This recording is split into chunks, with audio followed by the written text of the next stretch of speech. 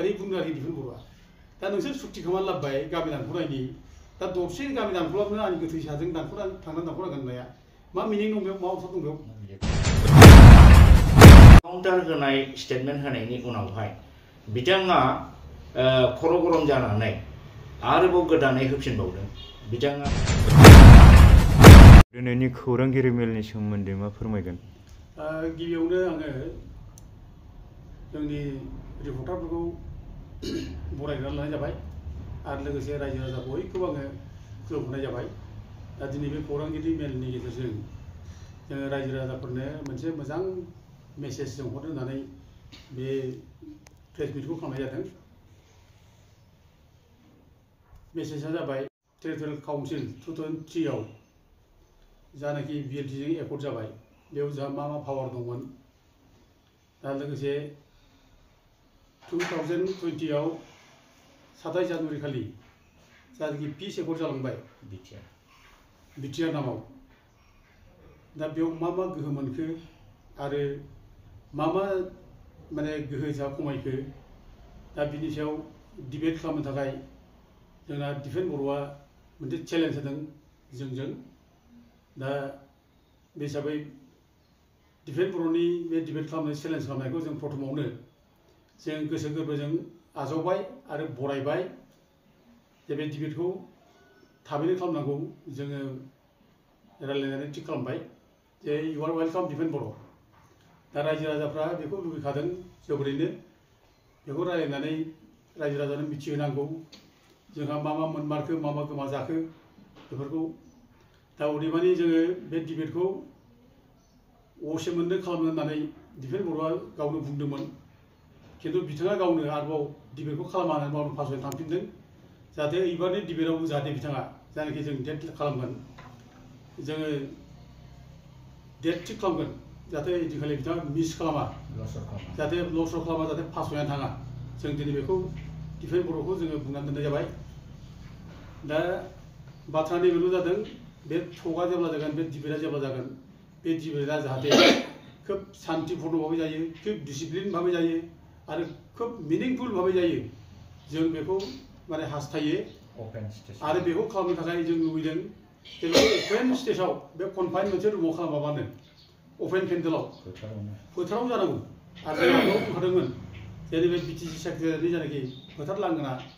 बेयावनो जानांगौ होननानै जोङो लुबैयो ओमफ्राय लोगोसे बे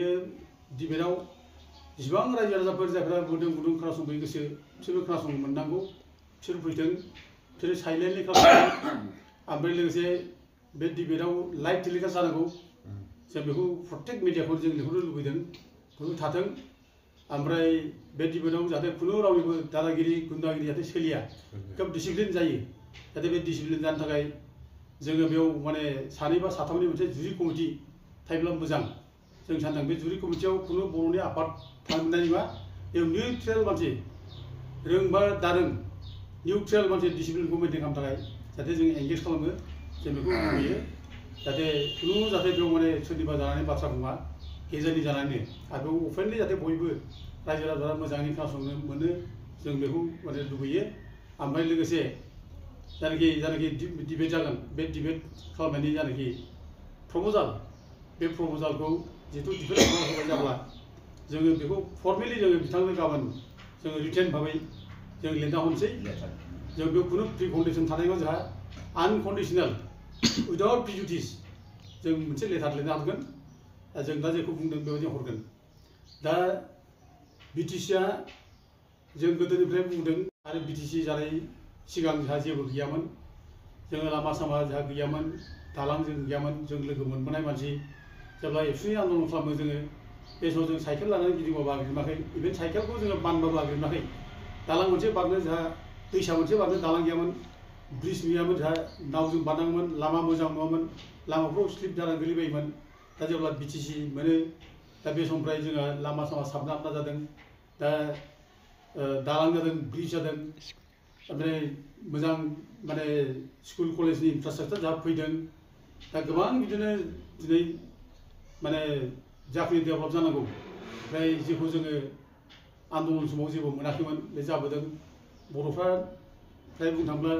गामि गामि जेराव जोंहा साइकेल गंसेयामोन दिनै गामि गामि मटर गारि जादों स्कुटार जादों दा जोंहा दिल्ली बादियाव जोंहा माने गेस्ट हाउस जादों जों केलकाता बादियाव गेस्ट हाउस जादों दा बेबायदि मोनसे जोंहा माने माबा मोनदों आरो बिटिसि सुक्ति जानायनिफ्राय जोङो बर' रावखौ 8 शिड्यूलाव सोनो हादों दा बेफोर जोंनि थाखाय गोग्गाथाव जों मोजां मोनदों दा बे रोखोम जे जाबोदों जोंनि गेजेराव दा डेभेलप जाब्ला जाबावथों आरोबाव जाबावनांगौ बेखौ जों लुबैदों दा खिन्थु नैबे बिटिआर फैनायनि उननिफ्राय 2020 नि 27 जानुवारिनि जायनाखि पिस एकर्ड बे एकर्ड जानायनि उननिफ्राय बे बिटिआरआव मा जों मोनखो दा दिनै जों बुंदों जे बिटिसिआव जायनाखि पावार दंमोन बे पावारफ्रा दिनै बिटिआर सुक्तिनि गेजेरजों जायनि डाइल्युट जाबाय जोंनि जायनाखि बिटिसिनि गोहो बेखौ बिटिआर सुक्तिजों माने फोजोबनो नागिरबाय जों बेखौ बुंदों आरो बिटिआर सुक्तिनि गेजेरजों जों जे माने मोनखानाय बिटिसिनि गोहो बिटिसिजों जे डेभेलप जाबायमोन बर'फ्रा मोजां साबना हामना जाबायमोन दा बेखौ हिंसा खालामनानै बर'खौ डेमेज खालामनो थाखाय बर'फोरनि बिटिसिखौ स्क्रेप खालामनो थाखाय फोजोबस्रांनो थाखाय नैबे बिटिआर सुक्तिखौ खालामदों होननानै जों बुंबाय थादों आरो जों बेखौ जेब्ला नै बिटिसि जायनाखि बिटिआरनि एकर्ड जायो बिटिआर एकर्ड जानायनि उनावनो बिटिआरनि एग्रिमेन्टखौ जों नायनानै जों बेखौ अफर्स खालामदों बे एकर्डआव जेबो गैया गोदान जेबो गैया बे एकर्डआ जास्ट माने बिटिएडि नामखौ सोलायनानै बिटिआर दोननायल' जादों बे गस्लाखौ सोलायनानै जास्ट माने मोनसे गोदान गस्ला सोनाय बेल' जादों बे गोदान जेबो जिनिस गैया जों बे बाथ्राखौ बुंबाय थादों आरो बे बिटिआर सुक्तिनि गेजेरजों बिटिसिनि पावारखौ माने दिनै डाइल्युट खालामजोब्बाय जों बे बाथ्राखौ दिनै बुंबाय थादों दा खिन्थु बे बाथ्रा बुंनायखौ डिफेन्स बर'मोनहा जोंखौ प्रपागान्दा खालामदों होननानै बुंदों जे रायजो राजाखौ मिसलेट खालामदों होनना बुंदों जों खुनु मिसलेट खालामाखै रायजो राजानि गेजेराव जों खुनु जिनिसखौ जों प्रपागान्दा खालामाखै सैथो बाथ्राखौ जों बुंबाय नंगौ बाथ्रा आरो बे जिनिसा जाथिनि थैनाय थानाय बाथ्रा बेखौ लानानै धेमालि खालामजाया दा दिनै बे माने बिटिसिआव जोंहा आं बारा खोथा बुङा मोननैसोल' पइन्ट उदाहरन खालामना होगोन बिटिसिआव जोंनो होदों लेजिस्लेटिभ एडमिनिस्ट्रेटिभ पावार होना होदों जोंहा लेजिस्लेटिभ खालामनो हायो जाय एडमिनिस्ट्रेटिभ खालामनो हायो दा नैबेयाव बिटिआर सुक्तियाव मा होनदों बिटिआर सुक्तियाव जे डिसिनो पावारखौ हरनाय जाबाय डिसिनो पावार एसाइन खालामनाय जागोन होननाय बे बिटिआर सुक्तियाव दङ दा जार फले बे डिसिनो पावार एसाइन खालामनांगोन हरनाय जागोन होननाय लोगो लोगोनो दा डिसिनो दिनै 16था डिपार्टमेन्टखौ हरनाय जाबाय दा अब्ला बे 16था डिपार्टमेन्ट हरनानै बे बिटिसिनि जायनाखि एडमिनिस्ट्रेटिभ सिस्टेम बे एडमिनिस्ट्रेटिभ सिस्टेमाव दिनै एनक्रोच खालामनाय जादोंना जायाखै दा डिफेन्स बर'खौ माने क्लियारिफिकेसन होफैनांगौ बे डाइल्युट जादोंना जायाखै बेखौ बुंफैनांगौ दा प्रिन्सिपाल सेक्रेटारि थायो आइएस अफिसार दा प्रिन्सिपाल सेक्रेटारिनि जायगायाव दिनै सिइअ हरना होबाय दा बे डाइल्युट जादोंना जायाखै दा बेफोर बाथ्राखौ डिफेन्स बर'आ बुंनांगौ आरो दिनै जोंहा बिटिसिआव मोनसे कनक्रिट मोनसे माबा दंमोन टेरिटरि दंमोन बाउन्डारि दंमोन जोंहा 3079 गामिखौ लानानै जोंहा मोनसे टेरिटरि जोंहा दंखायो बे गामिखौ लानानै आरो जोंहा 95 गामि सोसननायबो बाथ्रा दंमोन दा बे 3079 जायनाखि भिलेज बे भिलेजखौ दानख'नानै दिनै माने मोनसे माने एकर्ड खालामनानै लाबाय दा अब्ला बे बिटिसिनि जायनाखि सुक्ति बे सुक्तिखौ बिटिसिनि स्पिरिटखौ बे डाइल्युट खालामनाय जाबाय बे एनक्रोच खालामनाय जाबाय दा नों बिटिसिनिफ्राय जुदि गामि दानख'ब्ला बे बिटिसिआव मा थागोन दा दिनै नोङो एफा बुरजा गामि होदों लिस्ट होदों बर'फ्रा 1150टा गामि लिस्ट होदों 1150टा गामिया जुदि दानख'जोबनांगौब्ला मा जागोन बे बिटिसिआ अब्ला नोंनि बड'लेण्ड मोनगोन बे बिजाबा थागोन दिनै बे बिटिआर सुक्तिखौ लानानै डिफेन्स बर'आ बुंदों जे बड'लेण्ड मोननायनि मोनसे लामा गेवबाय जोंहा बिटिआर सुक्तिजों नांबाय थादों दा बिटिआर सुक्तिनि उनाव नोङो गामि दानख'योब्ला नों माबोरै नों बड'लेण्ड मोनगोन बे जिनिसखौ दिनै डिफेन्स बर'मोनहा बिथांमोनहा बुंफैनांगौ दा रिसेन्टलि बे बुंबाय डिफेन्स बर'आ बे गामि दानख'नाय बाथ्राखौ आगोलाव बिथाङा बुंदों जे माने बिटिआरनि गामिखौ दरसेबो दानख'होआ बिदि बुंबाय जे गामि दरसे दानख'योब्ला आंनि गोथै साजों थांनो दानख'नांगोन ओरै बुंदों आरोखि डिफेन्स बर'आ दा नोंसोर सुक्ति खालामनानै लाबोबाय गामि दानख'नायनि दा दरसे गामि दानख'लाबनो आंनि गोथै साजों थांनानै दानख'नांगोन होननाया मा मिनिं दं बेयाव मा अर्थ दं बेयाव बेथ' ओरैनो बुंबाय नोङो बेखौ रायजोखौ थगायनो नागिरबाय नोङो आरो लोगोसे नों बुंबाय माने बिटिआरनिफ्राय जायनाखि गामि दानख'नायनि जायनाखि माने क्लज सोसननाय जादों बे क्लजआ जाहैबाय जे बर'फ्रा दावराव खालामो दा बर'फ्रा दावराव खालामनायखौ सन्तुष्ट खालामनो थाखाय बेखौ लेरफ्लादों होनना बुंबाय आरोखि बे गामि दानख'नायनि बे क्लजखौ लेरफ्लादों होनबाय बे भारतनि हम मिनिस्टारा एथ' मूर्ख नामा एथ' जाम्बा नामा जे बे रोखोम लेरफ्लानानै माने नोङो मोनसे एकर्ड खालामगोन सोर जाखो जाम्बायालाय सोरखौ जाम्बा खालामना दों रायजोखौ खालामना दों ना नों भारतनि माने हम मिनिस्टारखौ खालामना दों ना हिमन्त बिश्वशर्माखौ खालामना दों ना नोंसोरनो जाखो फालाय बेथ' कुइसन जायो गिदिरनो माबे सैथो दा दिनै दा नैबे जायनाखि बिटिआर बे बिटिआरजों दिफेन्स बर्डआ बुंबायदों जे बिटिआर सुक्तिनि उनाव डिसिनि पावारा पार्सियेलि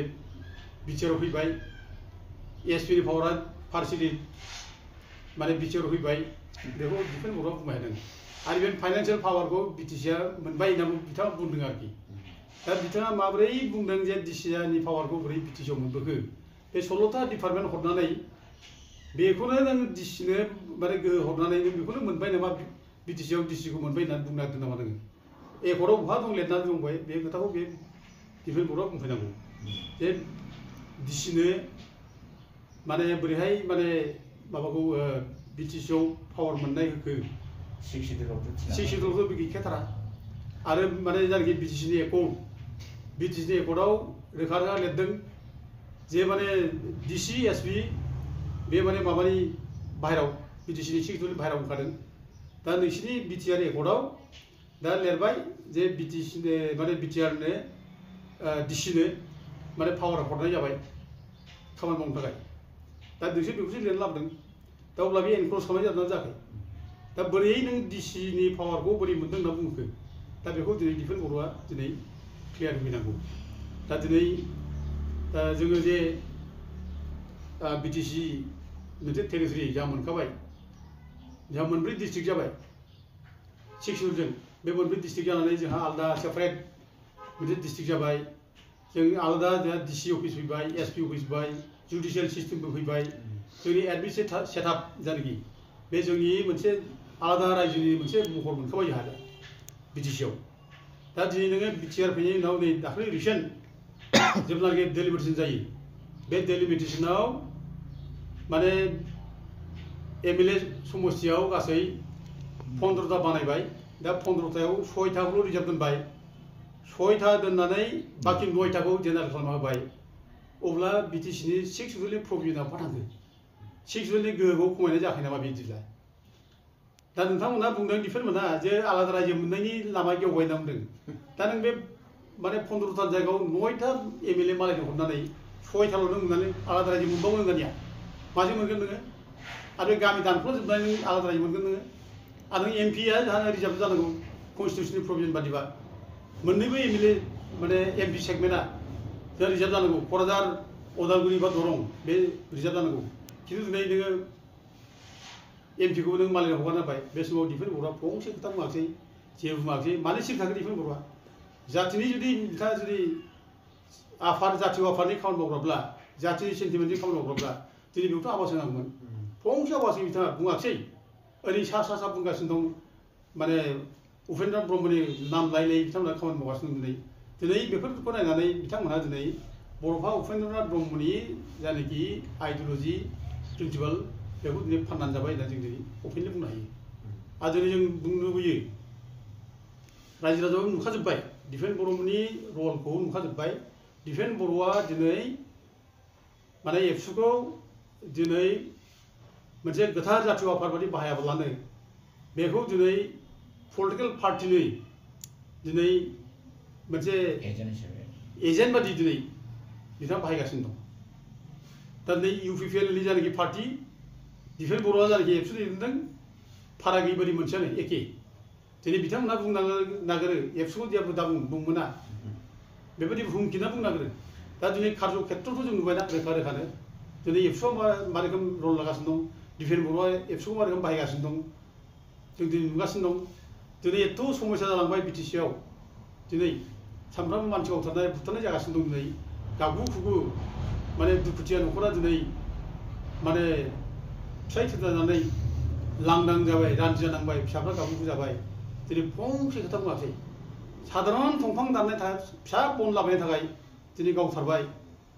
दा बेयावबो फंसे खोथा बुङाखै दिनै एथ' बुरजा मानसि गावथारगासिनो दं दा दिनै बे खेत्रआव दिनै डिफेन्स बर्डआ दिनै गभर्नमेन्टजों सुर मिलायनानै गभर्नमेन्टनि प्रेस स्पक्समेन जानानैसो बाथ्रा बुङो दिनै बिथांमोना शान्ति बिटिसि शान्ति गोजोन बिटिसि होननानै दिनै माने दल दामगासिनो दं दिनै फुरथि खालामगासिनो दं दा हाग्रायाव दिनै होखारबाय एथ' बर'फोर ओंखारदों अननायफ्रा होखारबाय दा दिनै बेयाव आवाज दिखांनांगौ बुङाखै दिनै बर'फ्रा जाय जेरावखि थाया थानो मोनो 2006 सिम जायफ्रा जेराव दं बिसोरखौ रावबो होखार हाया बे आयेनाव दंखाथारो आरो 2006 नि उननिफ्राय सोरबा जुदि हाग्राया इनक्ल'ज खालामदोंब्ला बेखौ माने शिफ्ट खालामनांगौ दस्रायाव बिसोरनो थानायनि बेबस्था खालामनांगौ मोजाङैनो लामा सामा खालामनांगौ दैखर खालामनांगौ स्कुल खालामना होनांगौ बिनि उनावसो बिसोरखौ शिफ्ट खालामनांगौ डाइरेक्ट इभिक्सन खालामनानै गावनि फिसाखौ आलाय सिलाय खालामनाय बे बर'नि माने जातीय आफाद नेता जागोन नामा बेलाय आरो बड'फा उपेन्द्र ब्रह्मआ बेखौनो थोनदों नामा दिनै मा जागासिनो दिनै बे मानो जाखो दिनै दा दिनै बेफोरखौ दिनै जेबो बुङा दिफेन बर' नङा बेखौ बुंनांगौमोन दा दिनै एथ' जे दिनै माने हालाय हाबाय जाबाय बर'फ्रा दिनै जाथि फंसे खोथा बुङाखै दा आं बेखायनो बुंनो लुबैदों जाय मानसिया ब्लाइन्ड सापर्टार दिनै दिफेन बर'आ इउपिपिएल सरकारनि ब्लाइन्ड सापर्टार आरो बिसिनि जानानै बे बाथ्राखौ बुंबाय थायो दा दिनै बे ब्लाइन्ड सापर्टार मानसिया खुनु दिन जाति प्रेमिक जानो हाया जाति भक्तबो जानो हाया आरो जाय जाति भक्त जाति प्रेमिक बे जाति प्रेमिक जाति भक्तआ खुदिन रावनिबो ब्लाइन्ड सापर्टार जाया दा दिनै दिफेन बर'आ कुइसन जाबाय दिनै नोंनाव दिनै माने जाति भक्तनि सेन्टिमेन्ट दंना गैया नोंनाव जाति सिबिनायनि सेन्टिमेन्ट दंना गैया जाति सिबिनायनि जुदि सेन्टिमेन्ट दंब्ला नों दिनै ब्लाइन्ड सापर्टार मानो जादोंमोनलाय दा दिनै बे कुइसन जाबाय दिनै दा दिनै दिफेन बर'आ दिनै गावनि बे फिसा फिसौ ओंखारजानाय हाग्रायाव एथ'बां न' सावना ओंखारबाय बिसोरनि सायाव आय होनो नागिरै बिथाङा मा थांनानै हुमखिजो होयो जे जों खुनु हाग्रायाव जों रावखौबो थानो जों माने एनकारेज खालामा हाग्रायावनो एनकारेज खालामा जों नांगौबा 500 जन भलन्टियार जों हाग्राखौ बेंनो थाखाय जोङो माने दोनगोन 500 जन भलन्टियार हरनानै हाग्राखौ जों बेंगोन बाय आरे बाबा दिफेन बर'आ सोर माने भलन्टियार फरायसाफोर सोर दङ बेकार फरायसा सोर दं बिदि लेखा फरायै नोंनि हाग्रा नेबाय थानो बे नोंनि लेखा फरायनांगौ जाखो ना बे हाग्रा सानफ्रामबो नेबाय थानांगौ खय मास नेनांगौ बेलाय हाग्रायावलाय सानसे नेनानै जोबगोन नामा बे हाग्रायाव बेंनाया दा दिनै जायै बाथ्राखौ दा दिफेन बर'आ बुंबाय थायो दा नङै खोथा बुंबाय थायो थगायनाय बाथ्रा बुंबाय थायो जों दा दिनै बेखौ नुदों दा दिनै थेवबो दा दिफेन बर'आ जे रायज्लायनो डिबेट खालामनो जुदि प्रप'जाल होबायब्ला जों बेखौ वार्मलि वेलकाम खालामो बरायो आरो बे माने आल'सना जाजासिम जाहाथे पिस मोनसे फैयो शान्ति फैयो जोंनि गेजेराव बेनिखायनो जों बेखौ मेइनटेन खालामनांगोन जोङो आरो बे टकआ जाहाथे डिबेटआ जाहाथे साक्सेसफुल जायो मोजाङैनो आं ओंखायनो बयखौबो जोङो खावलायो आरो रायजो राजाफ्रा जाहाथे बेखौ माने आसा खालामनानै थायो नेनानै थायो बयबो लुबैनानै दं गोदोनिफ्रायनो जे बे टकआ जाथों मोजाङै समाधानजों रायलायनानै बेखौ लुबैदों जेब्ला बे जाफुंथों आं बेखौ खावलायो गोजोन्थों खौरांगिरि बिथांमोनखौ आङो बरायबाय नमस्कार सानब्रैसो आगोल दिपेन बर' बिथाङा बिटिसि एकर्ड बिटिआर एकर्ड दाबो थिगैनो दं खुनु डाइल्यूसन जायाखै स्क्रैप जायाखै बेबायदि बाथ्रा बुंदोंमोन जे बिटिसिआ मोनसे न' आरो बिटिआरआ मोनसे न' बिटिसि न'खौ जों रिन'भेसन खालामनानै बिटिआर खालामदों बेबायदि बुंलाबायदों दा बिथांनि बे बुंनायनि सायाव आङो साननैनि परे बिथांनि जुक्तिनि एगेन्स्टै काउन्टार मोनसे स्टेटमेन्ट होदोंमोन बे आं काउन्टार होनाय स्टेटमेन्ट होनायनि उनावहाय बिथाङा खर' गरम जानानै आरोबाव गोदानै होफिनबावदों बिथाङा गोथौयै साननानै होखो ना थौलेयै सानना होखो ना गरम जानानै होखो दा बिथाङा अपेन डिबेट जेनाखि जोंनि गेजेराव खालामनो जे हांख्रायदों बिथांनि बे अपेन डिबेटनि बे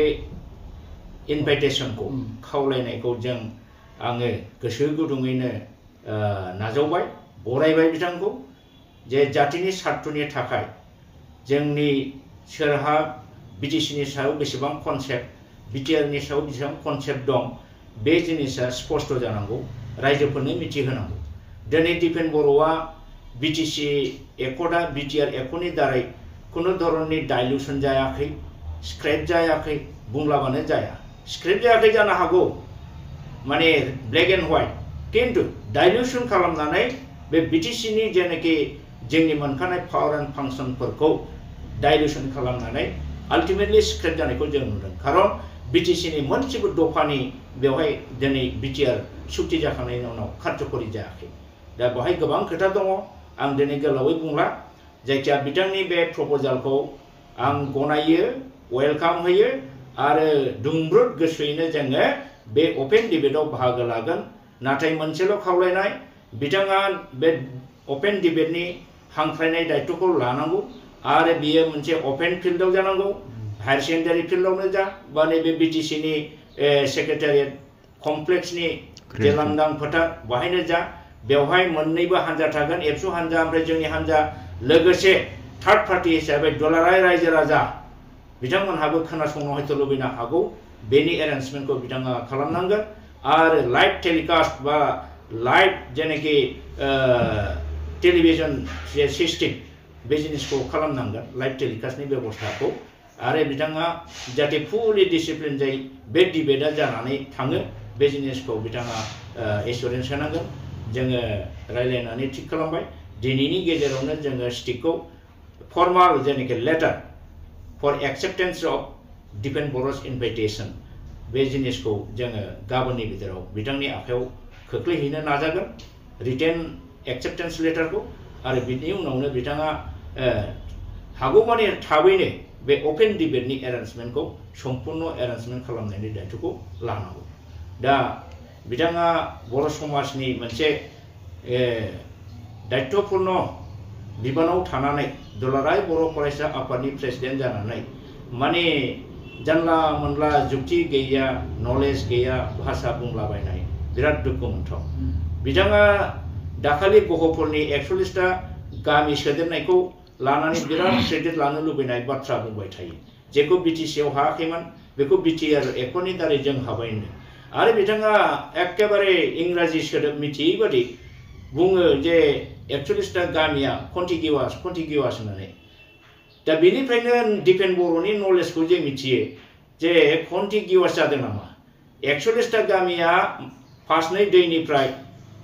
लारि लारि सिरियालि नांजाबनाय कन्टिगिउवास जादों नामा जों मिथिनायावथ' बिराद डिस्टेन्स बेथ' नोङो माने जिअग्राफिकेल भिउ लानानै जों जुदि नायोबा सेटेलाइट सिस्टेमाव फैबाय सेटेलाइट सिस्टेम जाबाय दा सेटेलाइट सिस्टेमाव काउन्सिल जुदि जायोबा अदर भबिसराव जोंहा जोंनि जे बर'लेण्ड बर'फा उपेन्द्रनाथ ब्रह्मनि सिमां बर'लेण्ड बिनाय बे जाफुंहैनायाव एसे दिगदार जानो हासिगौ दा नंखायनो बिथाङा बुजिनानै बुङो ना बुजियालासिनो बुङो ना ओरैनो बुंनांगौ होननानै बुङो माने कन्टिगिउवास जादों जाहैदों 41टा गहपुरनि गामि सोनाया थिग बेबादिनो बिटिसि एक्टनिबो गोबां मिनिंलेस बाथ्रा बिथाङा बुङो बिटिआर एक्टनि मिनिंलेस बाथ्रा बुङो दा नैबे अपेन डिबेटआव बिथांनो जोंनि तरफनिफ्राय कमप्लिटलि बहा डाइल्युट खालामनाय जादों बबे दफाया बिटिसिनि दफाया बिटिआरनि बबे दफानि दारै डाइल्युट जादों बेखौ स्पष्ट भाबै रायजोफोरनि सिगाङाव बुंनाय जागोन आं वेलकाम होबाय गोजोन्थों।